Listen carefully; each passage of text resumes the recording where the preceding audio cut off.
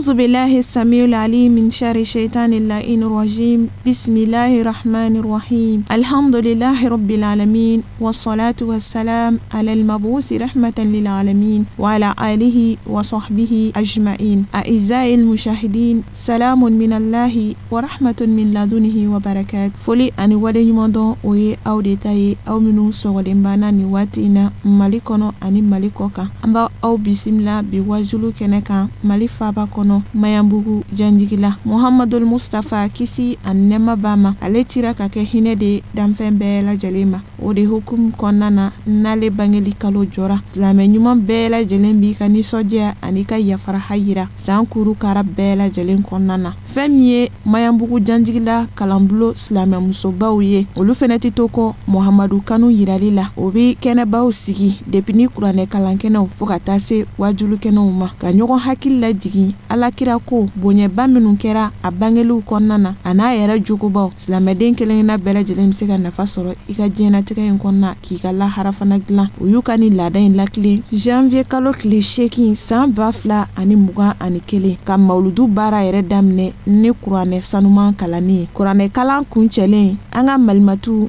ale sorola ka bo ka sodoka lahu kala. بسم الله الرحمن الرحيم قل أعوذ برب الفلق من شر ما خلق ومن شر غاسق إذا وقب ومن شر النفاسات في العقد ومن شر حاسد إذا حسد سبحان الله والحمد لله ولا إله إلا الله الله أكبر بسم الله الرحمن الرحيم قل أعوذ برب الناس ملك الناس إله الناس من شر الوسواس الخناس الذي يوسوس في صدور الناس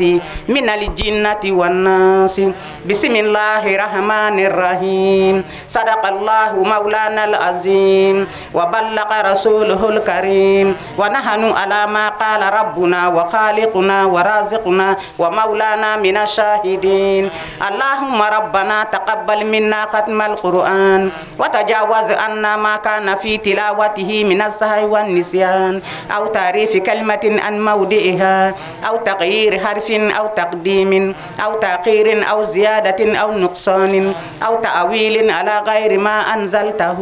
أو ريب أو شك أو تأجيل عند تلاوته أو كسل أو سرعة أو زيق اللسان أو وقوف بغير وقف أو إدغام بغير مدغم أو إظهار بغير بيان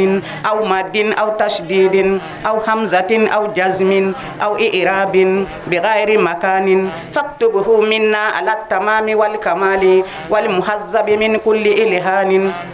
فاغفر لنا يا ربنا يا سيدنا لا تؤاخذنا يا مولانا ارزقنا فضل من قرأه مؤديا حقه مع الأعداء والقلب واللسان وهب لنا به خير والسعادة والبشارة والأمانة ولا تختم لنا بالشر والسقاوة والضلالة والطغيان ونبهنا قبل المنايا عن نوم الغفلة والكسلان آمنا من عذاب قبر ومن سؤال منكر ونكير ومن أكل الديدان وبيد وجوهنا يوم البعث واتق رقاب من النيران ويمن كتابنا ويسر حسابنا وثقل ميزاننا بالحسنات وثبت أقدامنا على الصراط واسقنا في وسط الجنان وارزقنا جوار سيدنا محمد عليه الصلاة والسلام واكرمنا بلقائك يا ديان استجب دعاءنا بحق التوراة والإنجيل والزبور والفرقان آتنا جميع ما سألناك به في السر والإعلان وزدنا من فضلك الواسع بجودك وكرمك يا رحيم يا رحمن اللهم صل على سيدنا محمد صاحب الشريعة والبرهان برحمتك يا أرحم الراحمين اللهم أنفعنا وارفعنا بقرآن العظيم وبارك لنا بآيات والذكر الحكيم وتقبل منا إنك أنت السميع العليم وتب علينا إنك أنت التواب الرحيم اللهم زينا بزينة القرآن القرآن واكرمنا بكرامة القرآن والبسنا بقلعة القرآن وعافنا من كل بلاء الدنيا وعذاب الآخرة بحرمة القرآن وادخلنا الجنة مع القرآن وارحم جميع أمة سيدنا محمد بحق القرآن اللهم اجعل القرآن لنا في الدنيا قرينا وفي القبر مونسا وفي القيامة شفيعا وعلى الصراط نورا وإلى الجنة رفيقا وبيننا وبين النار سترا وحجابا وبيننا وبين الفقر سترا وحجابا وبيننا وبين الأمراض سترا وحجابا وإلى الخيرات كلها دليلا وإماما بفضلك وجودك وكرمك يا أكرم الأكرمين اللهم أهدنا بهداية القرآن وآفنا بعناية القرآن ونجنا من النيران بكرامة القرآن وادخلنا الجنة بشفاعة القرآن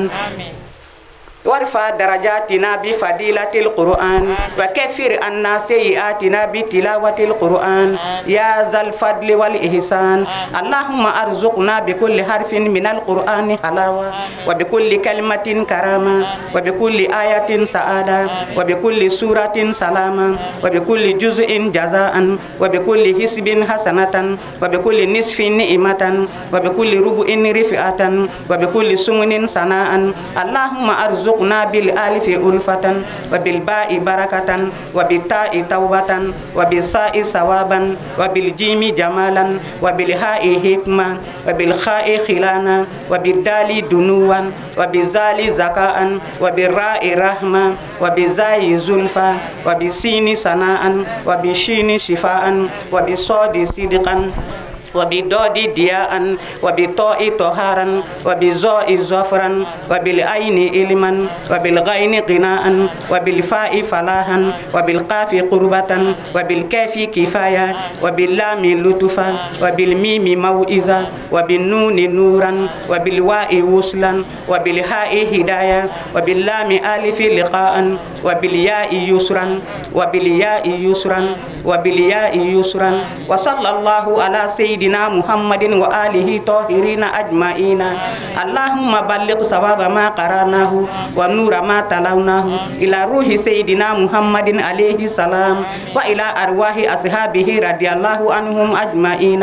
وإلى أرواح جميع الأنبياء وأولياء والمرسلين وإلى أرواح آبائنا وأمهاتنا وإخواننا وأصدقائنا وأساتذتنا ومشايخنا خاصة وإلى أرواح جميع المؤمنين والمؤمنات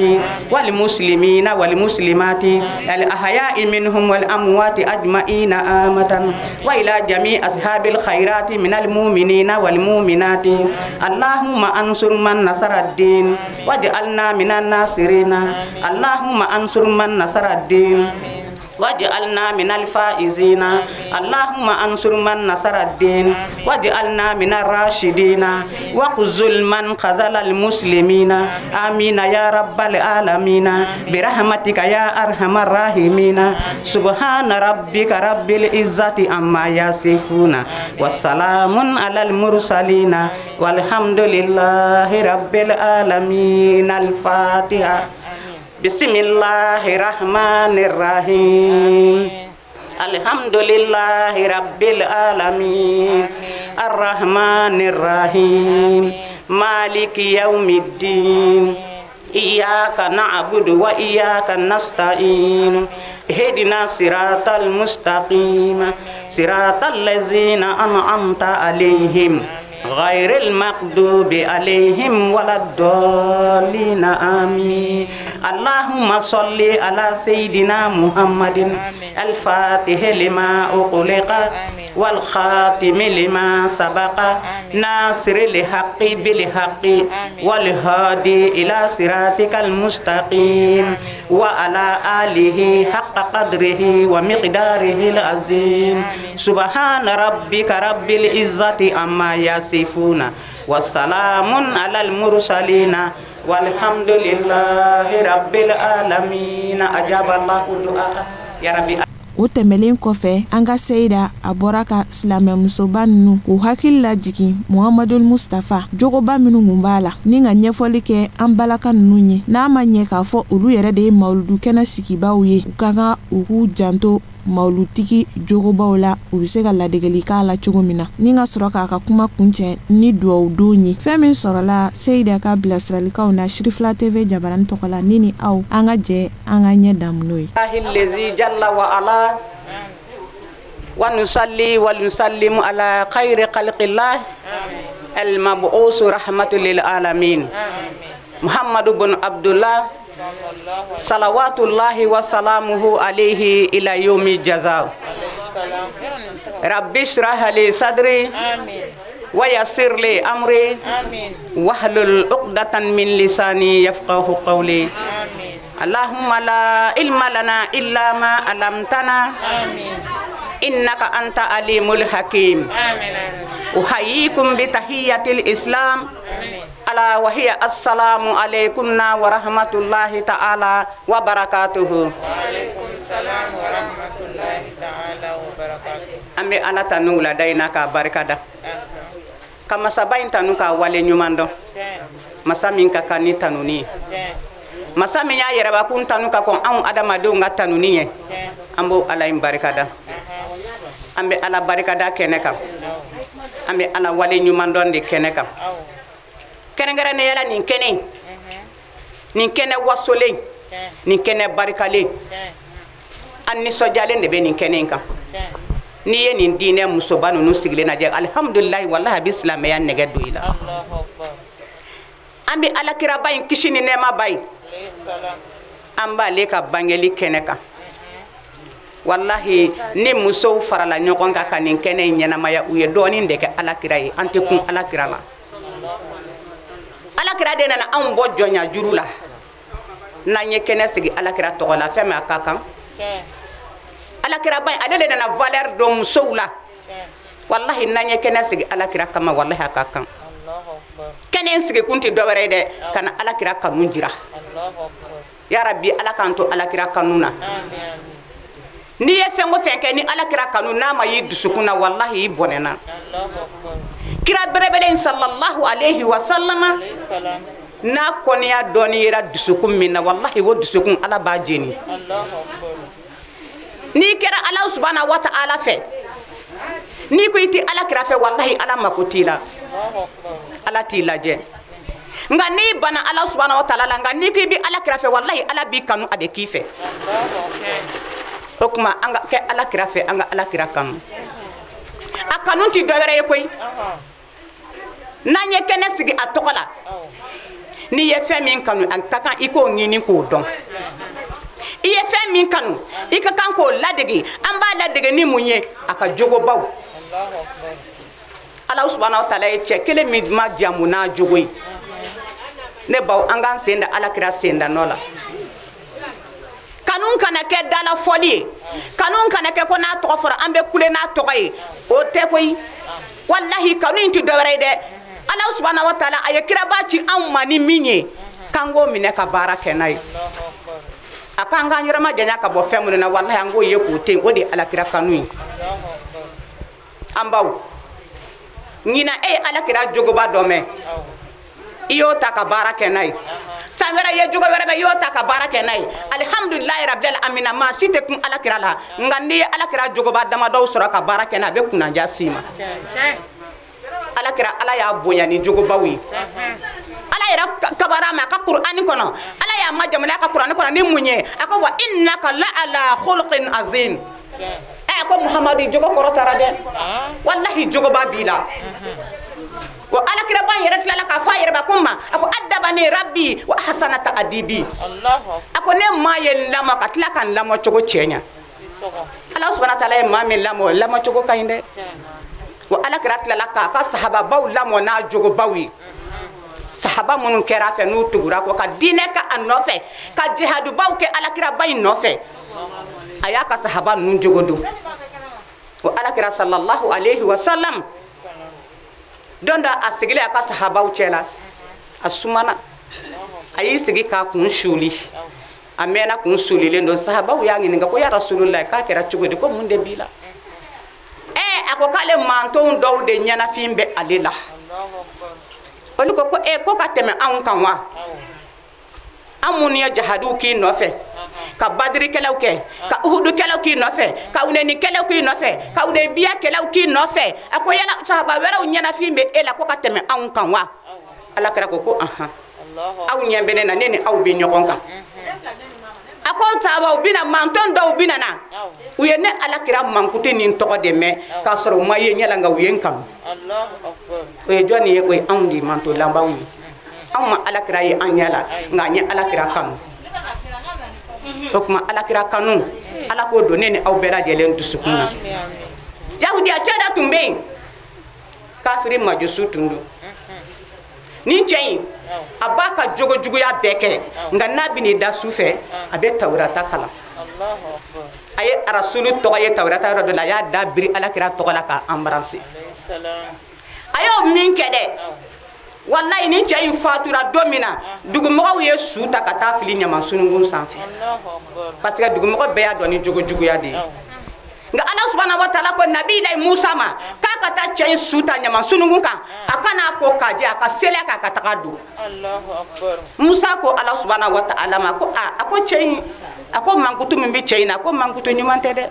ala ko ne de ko ki ka ko kaje ka sele ka katadu ako cey kera ne kanu baga se Muhammadu Rasulullah sallallahu alaihi wasallam sangolo wolom la dara cekele min koson duguma kolo wolom la dara cekele min kanu koson jinani adama deni dara cekele min kanu koson Muhammadu Rasulullah baminata deni Abdullahi de la hara fere jugu sambaga alkiyama soro nali tigi ala kira Muhammadu ni maya ka soro nalla wallahi bonena ala kan ya ka soro nalla amin ako na ya ka jugo ke chugo abina tawrata kala na sera ne kanu baga togoma aba dabira la ka ambaranse aka yo min ke ya fara cey ma o koso Allahu akbar Allahu akbar wa huwa ala kulli shay'in qadir ya rabbi ala ka ya fama ala kira koso donda ala kira sallallahu alaihi wasallam abaka kutubala juma donya dofe chedo nana kana jama church anana kana kumbere kuru flaturu ala kira koro Allahu akbar ako ala kira ma ko mata sa ko la harasa ngai wati jume Allahu akbar ala kira ma kuma asegra ka fosinya flanana ala kira ma jabisnya sabana ala kira kama kiya mun laben ka ben wati nya wallahi je ko ala kira ma ko seri chaman tene bolo sun chaman tembulo ako ma bara chaman ke koy ako nga ala kira kanu ako de benena Allahu akbar ala kira ko chema ko el mar'u ma aman ahabba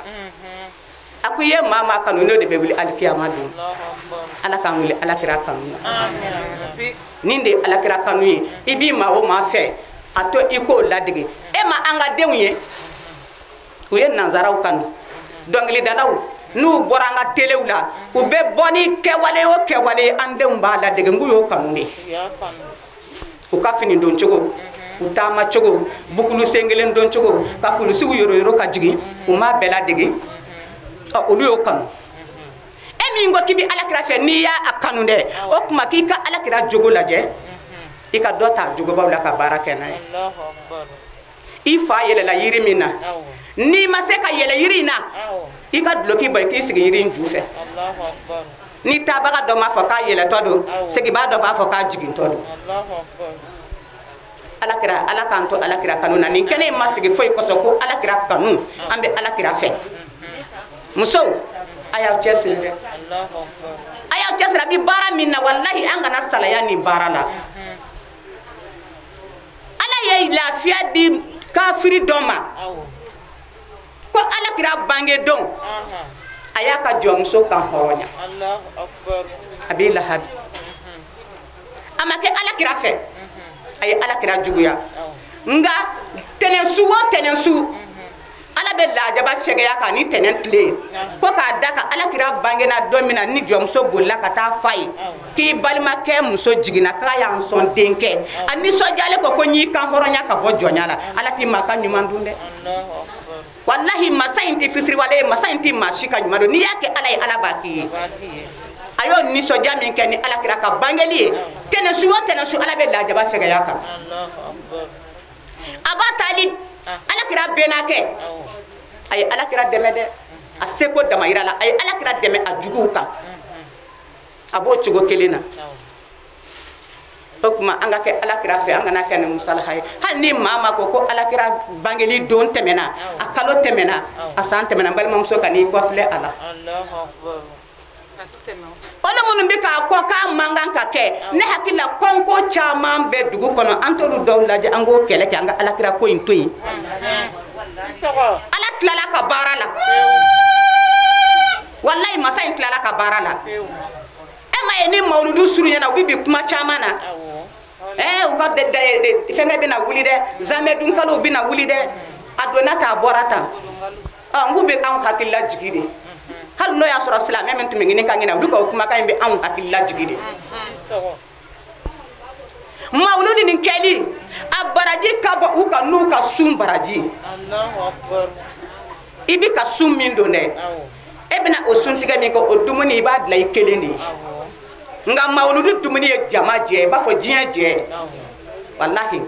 n'a dumuni tobira fantanw b'a dun misikinɛw b'a dun yatimɛw b'a dun kɔngɔtɔw bɛna u b'a dun k'u kɔnɔbara fa wallahi nin bɛɛ ye hɔrɔma de a lɔgɔma kelen donna kɔnɔbara o kɔnɔbara la wallahi shifa u de don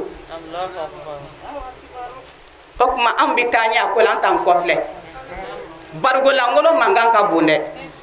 nka barigo falen don o ti mankan bɔ kɛlɛ ko tɛ o ayi e ko i ta de ne ko n ta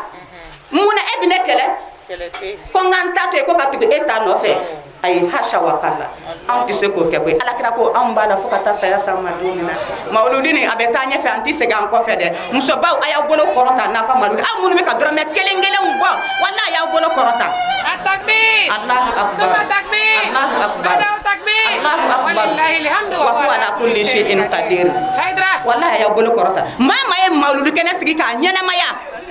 ala subhanahu wa ta'ala yɛrɛ ye maa min ka mawludu kɛ baara wɛrɛ tɛ ala subhanahu wa ta'ala yɛrɛ la ni alakira ka sɔli tɛ n'o tɛ ala tɛ sun a tɛ seli a tɛ hiji a tɛ jaka bɔ mais baara kelen min yɛrɛ masa subhanahu wa ta'ala la o de kɛra alakira kan sɔli haidara muso bɔra k'a fɔ sisan masaba y'o fɔ a ka Qur'ani kɔnɔ a ko inna allaha wa malaikatahu yusalluna ala nabi ya ayyuhallazina amanu sallu alayhi wa sallimu taslima e baara banna a k'ale ala yɛrɛ bɛ sɔli kɛ alakira ba kan ani jɔn bɛ sɔli k'a kan a n'a ka mɛlɛkɛw ne ba ne balimamuso n'i sɔlila alakira kan i sɔlila ka i yɛrɛ ye nka n'i bana ka sɔli alakira kan i y'a k'i yɛrɛ la danfɛnw bɛ ala bolo min bɛ sɔli kɛ alakira kan min tɛ e ye a caman mɛlɛkɛw b'a bolo sankolo 7 falen don a la mɛlɛkɛw bɛ ala bolo dugumakolo 7 falen don mɛlɛkɛw la jɔn bɛ ala ka mɛlɛkɛw da dɔn nin bɛɛ lajɛlen bɛ sɔli kɛ alakira kan so dɔ b'a bolo ko Baitul Ma'mur dugu jɛ o jɛ mɛlɛkɛ ba 70 bɛ taa ka taa so in tawafu ni min y'a tawafu bi diɲɛ bɛ wuli o tɛ turu 2nan sɔrɔ ne ba nin bɛɛ bɛ sɔli kɛ alakira kan n'i bana k'a kɛ alakira kan i bana i yɛrɛ de a k'aw minnu ko k'aw limaniyalen don ala la i ma ye ala bɛ ka kuma intéressé limaniya jɔnw na silamɛ ka ca nka limaniya jɔn man ca ala ka limaniya di an ma aw minnu limaniyalen don ala la a ye sɔli kɛ alakira kan k'a caya an baw alakira ko de y'a bɛɛ ye n'i ye alakira sɔrɔ dɔrɔn i y'a bɛɛ sɔrɔ n'i ma alakira sɔrɔ i bolo y'a jɛ dɛ i ye duwawu kɛ cogo cogo a daminɛ n'i ma sɔli alakira kan a cɛmancɛ e ma sɔli alakira kan duwawu laban e ma sɔli alakira kan duwawu in dabu bi ni sankolo cɛ wallahi duwawu in tɛ tɛmɛ f'i ka sɔli kɛ belebele ka ɲɔgɔn ɲɛ bali ala ka nafa n'a barika ye ko alakira kisi ni nɛɛma ba ye a ko wa ati'ullaha wa ati'ur rasula ala de y'o fɔ a ka Qur'ani kɔnɔ a ye ne ala bato a ka tila ka n ka kira belebele laban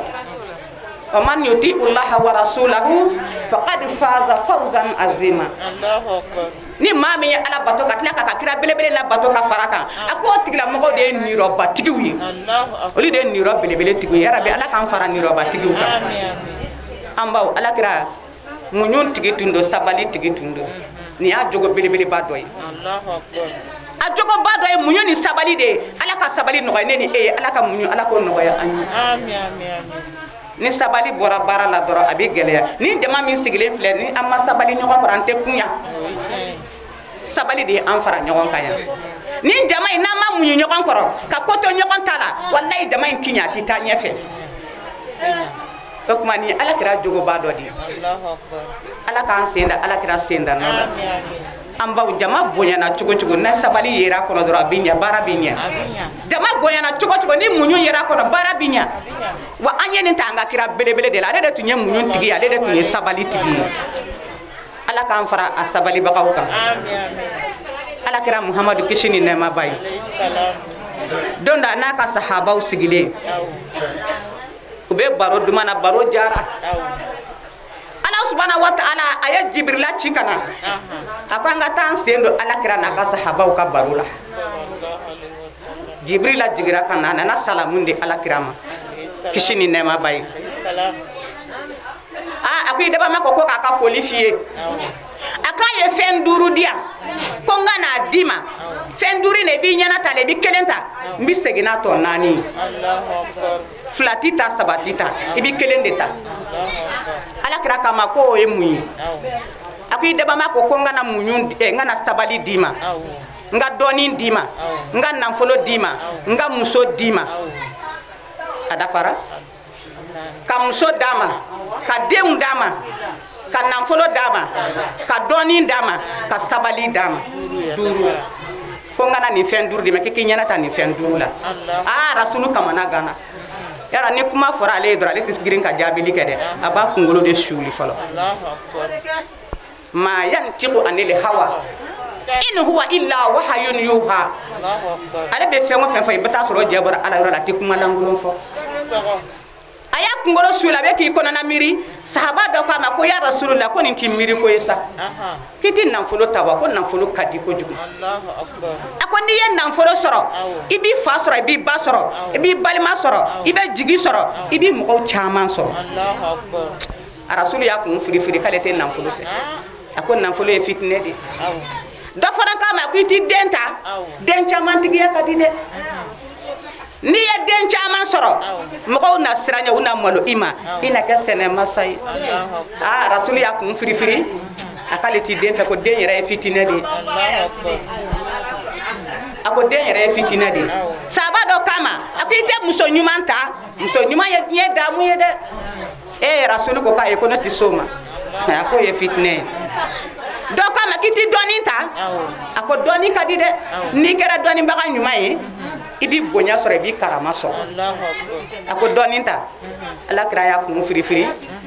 ako nebe sabalita Allahu akbar ala kraya sabalita Allahu akbar inna allaha ma as-sabirin wallahi ala faralendo sabali bagawka rasuli ya sabalita Allahu akbar ay sabalita kuma na mina ato nani jibril ko kale be yele na to nani donin ko ako net na tablende ne be to sabali fe ya Allahu akbar ni ye doni soro ni ma ni sabali soro wallahi ka doni ti nafa doni ko be to yara mina na folo fana ko kale fana be to sabali fe kale tina table ni kera na folo tigiye ni ma ni sabali soro itika na folo tigiya jabo Allahu akbar den fana ko kolu fana be to sabali fe ni kera den chaman tige fo ala ka sabali no ya nala ma ni sabali dima itika den chaman tige ya jabo muso nyuma fana ko kale fana be to sabali fe ni kera muso tige nala ma sabali dima itika muso tige ya jabo Allahu akbar sabali tilala ka be nani to be soro ka fara yere ka sabali de be fembe se mo ma ambe foli ke ni wali nyuma donke ni ya medra ko mauludu jamadidu ni ya me ko mauluda teta ni musakate mauludu kene sigili manoko wa foni sirew de basigi kerengere ne yala asambani kira mode muso akoko ka boka folike ka barika dake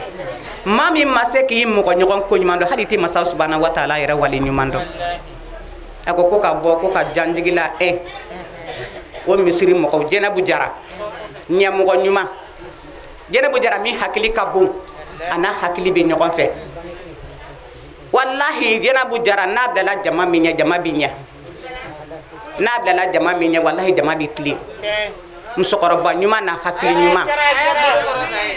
wallahi musokoro ba mi sigilen fle ala donna do kira donna do wallahi musokoro ba silame do ladrido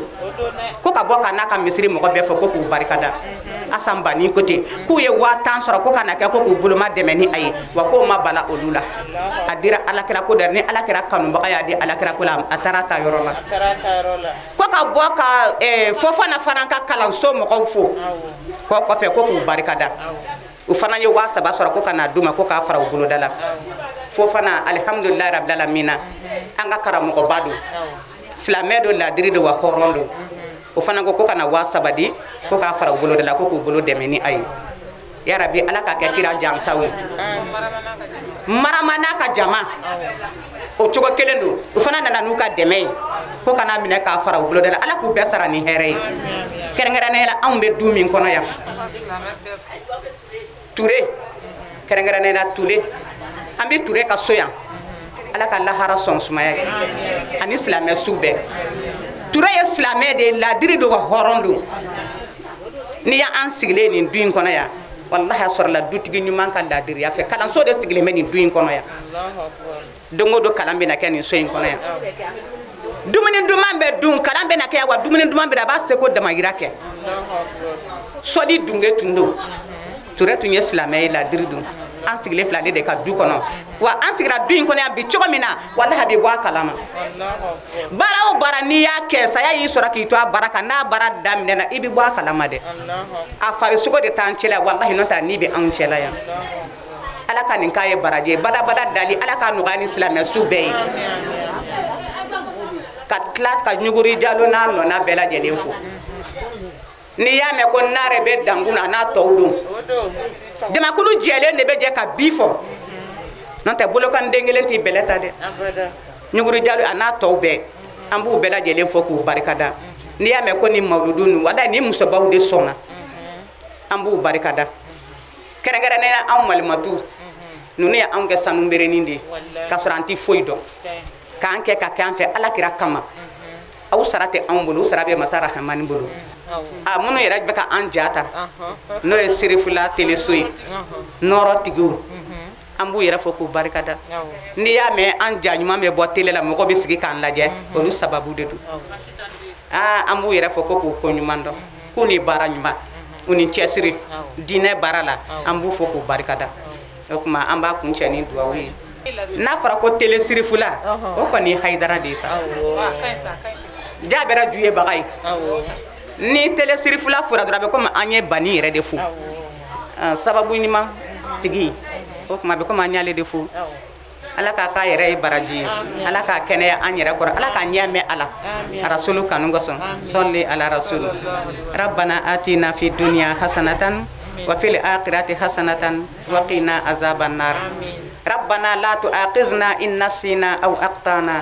ربنا ولا تحمل علينا إصرا كما حملته على الذين من قبلنا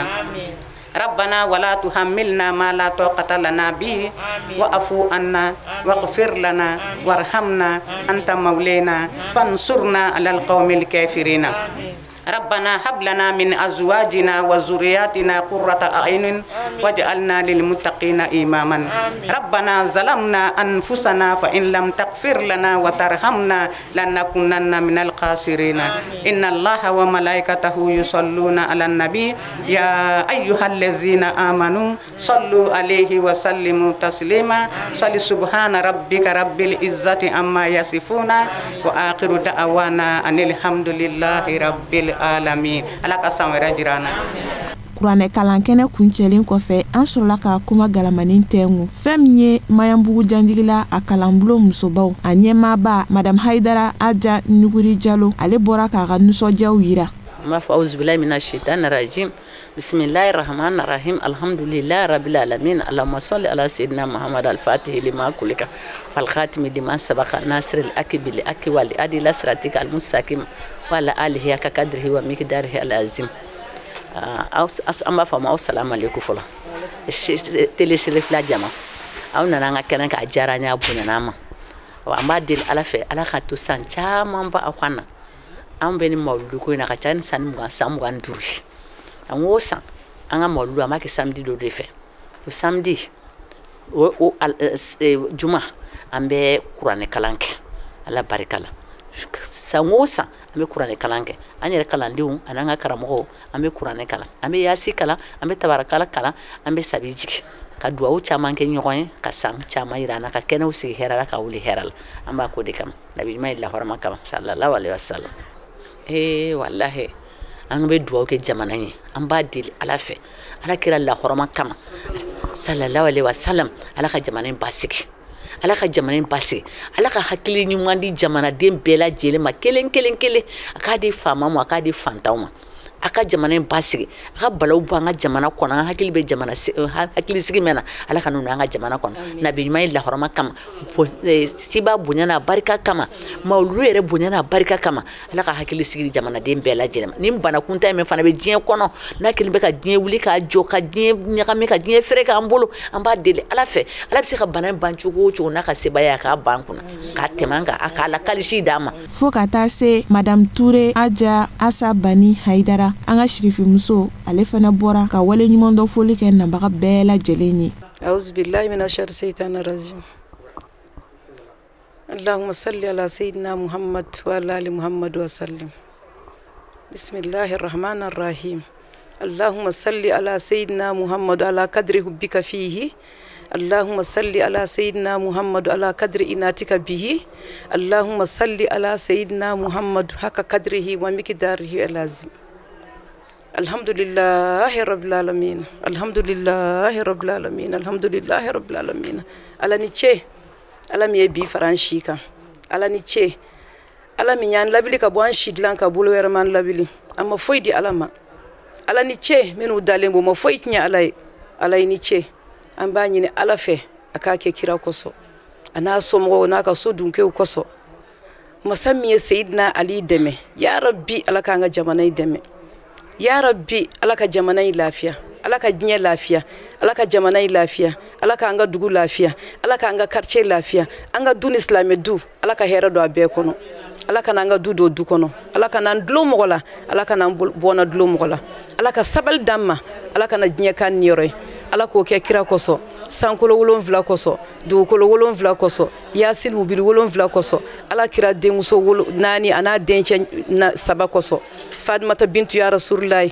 Zainab Rukiyatu Umu Kursi Ibrahim Abdullahi Kasim ulu koso barkanu la harama koso ya rabbi ala ka diɲɛ lafiya ka nga jamana lafiya ya rabbi kalan yɔrɔ la alhamdulillah rabbil alamin nyine san muga ani wɔɔrɔ ye an bi ni mawludu kɛ alhamdulillah rabbil alamin selji farda a sunna mustahabu an bisa bɛɛ la an bɛ muso kɛmɛ bɔ alhamdulillah rabbil alamin kalan yɔrɔ in kadi kɛlɛ tiyan wɔyɔ tiyan an bɛ barka da ala ka barka da kira ka barka da an furukɛ anan denw ye an furukɛw y'an dɛmɛ ne yɛrɛ ta belebeleba ala y'o minɛ na ɲina ala ka lahara sɔn sumaya ni kira n'a somɔgɔw ye a bɛ yɔrɔ min na sisan kalan min kɛra ala k'a kɛ nɛɛma ye ka s'a ma kalan yɔrɔ sɔsɔli tiyan bɛn biyan karama biyan koton damana biyan nɔ n bɛ duwawu kɛ n balimakɛ ye an ka tele seri fila ala ka barka don a la ala ka kɔrɔta tele tɔw sanfɛ sirfu an bɛ ko o ko min na ala bɛ barka don a la ala ka barka don an ka ko la n bɛ musow fo n balimakɛ fo n bɛ musow fo aw baarakɛlaw yɛrɛ ala ka barka don aw la ya rabbi ala k'an kisi bana jugu ma ala ka labanko ɲuman d'an ma ala k'o kɛ ala kira kɔsɔ ka sabali d'an ma ni adamaden sabali la i bɛ diɲɛ sɔrɔ i bɛ lahara sɔrɔ wala asiri b'o fɔ an ye a kan ka sabali n'an sabali an bɛ diɲɛ sɔrɔ an bɛ lahara sɔrɔ o kuma ala ka sabali ne ni aw ma n b'a fɔ allahumma salli ala sayyidina muhammad wa ala ali muhammad wa sallim amana rasul bima unzila ilayhi min rabbihi wal mu'minuna kullun amana billahi wa malaikatihi wa kutubihi wa rusulihi la nufarriqu bayna ahadin min rusuli qalu sami'na wa ata'na ghufranaka rabbana wa ilaykal masir la nukallifu allaha nafsan illa wasa laha ma kasbat wa alayha ma kasbat rabbana la tu'akhizna in nasina wa aktana rabbana wa la تحملنا ما لا طاقة لنا به وعفونا واغفر لنا وارحمنا أنت مولانا فانصرنا على القوم الكافرين سبحان ربك رب العزة عما يصفون والسلام على المرسلين الحمد لله رب العالمين aw ni ce ala ka usara fo ka taa se kalanbulon yɛrɛ ka ɲamakalamuso o fana bɔra ka foli kɛ bɛɛ lajɛlen na auzubillahi minash shaitani rajim auzubillahi minash shaitani rajim auzubillahi minash shaitani rajim an bɛ setana dangalen gɛn ka bɔ an ka jama la ne de mawludu kɛli an fɛ alhamdulilahi rabbil alamina an bɛ ala tanu ka barika da an b'a ɲini Ala fɛ Rasulullah de bɛ an ni ale cɛ an ka mawlud ko sallallahu alaihi wasallam an y'a yira la a ka yira la a ka minɛ an ye yani a ka daminɛ Allahumma salli ala sayyidina Muhammad kama sallaita ala Ibrahima wa ala ali Ibrahima wa barik ala Muhammadin wa ala ali Muhammadin kama barakta ala Ibrahima wa ala ali Ibrahima fil alamina innaka hamidun majidun ne de 8 mars mɔgɔ y'a sɔrɔ Rasulullah ye mawludu kɛ musow ye ka tɛmɛ fɔlɔ la ni den kun ye muso ye ni ma dogo u t'a faga fɔlɔ la ni den kun ye muso ye ni ma dogo a bɛ bila ɲama na Rasul nalen kisi nɛɛma ba ye o de musow don da la sallallahu alaihi wasallam kisi nɛɛma ba ye an bɛ se ka mun sɔrɔ o la ka tɛmɛ o kan ale de musoya don da la ka musow don da la k'u bɔ fili la muso tun tɛ ɲininka furuko la foyi la min ka di ye i b'a kɛ a la dɔrɔn muso tun tɛ foyi ye an kuntigi Mahamadu sallallahu alaihi wasallam bɛ segin a kan ale de musoya kɛ fɛn ye ya Rabbi an b'a la deli ya Rabbi Ala k'an don a kanu na k'an don a barika la k'an don a kanu na an b'a la deli ya Rabbi min bɛ fɔ kɛnɛ in kan Ala ka minɛ Ala yɛrɛ fɔlɔ kama sankolo 7 kama dugumakolo 7 kama safa boluko 7 ni marwa boluko 7 kama alikaba munumunuko 7 kama Rasulu den 7 kama Allah subhanahu wa ta'ala an b'a ɲini a fɛ Yasin mubin 7 kama an b'a ɲini a fɛ suratu Fatiha suratu 7 kama kosɔn b'a la bolo dɛ an b'a ɲini a fɛ a ka kɛ nin bɛɛ kosɔn a ka hinɛ na ka yafa ma aw ni anw bɛɛ ka fɔta ɲumanw minɛ an ye fili bɛ minnu na anw ye jɔn jurumutɔ ye an ye jɔn lafulen ye an ye jɔn kunfɛdɔn ye an b'a ɲini a k'a ka yɛrɛ de kama ka hinɛ na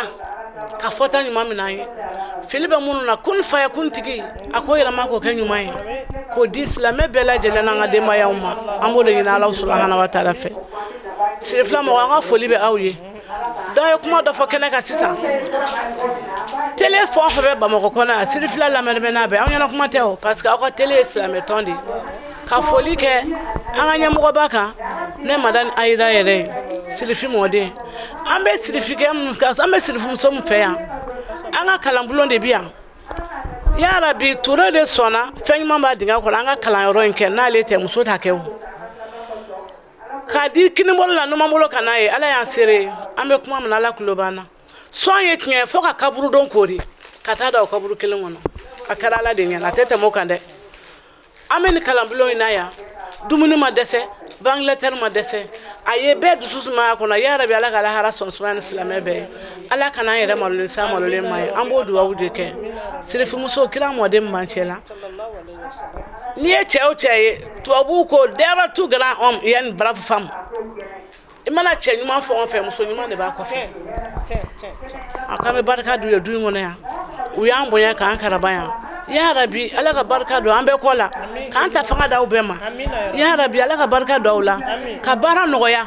jamana ɲagaminen bɛ bana jugu min bɛ Ala k'an kisi a basi ma Ala k'an kisi Ala k'an tanga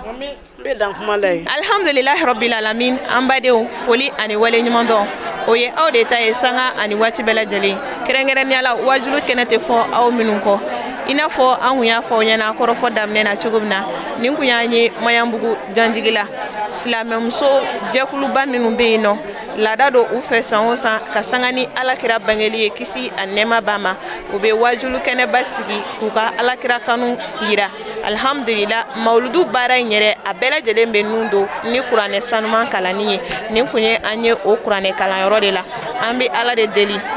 duwawu min donna kuranɛ kalan kɛnɛ in kan Ala k'a minɛ silamɛden kelen-kelenna bɛɛ lajɛlen Ala k'a kɛ hinɛ ani basigi ye k'o don an ka jamana kɔnɔna na ani silamɛ jamana kelen-kelenna bɛɛ lajɛlen Ala k'a kɛ mawludutigi bonya a n'a karama kama an ka jamana Ala ka cɛbɛn ani kanbɛn don a kɔnɔna na ni silamɛ jamana kelen-kelenna bɛɛ lajɛlen ni Ala sɔnna ma an bɛna mawludu baara ninnu nɔgɔntigiw yira aw la sigida nataw ni ne kun b'an bolokɔrɔ ka yira aw la bi aw k'an bɛn diɲɛ waati wɛrɛ shukran lakum wa as'adallahu awqatakum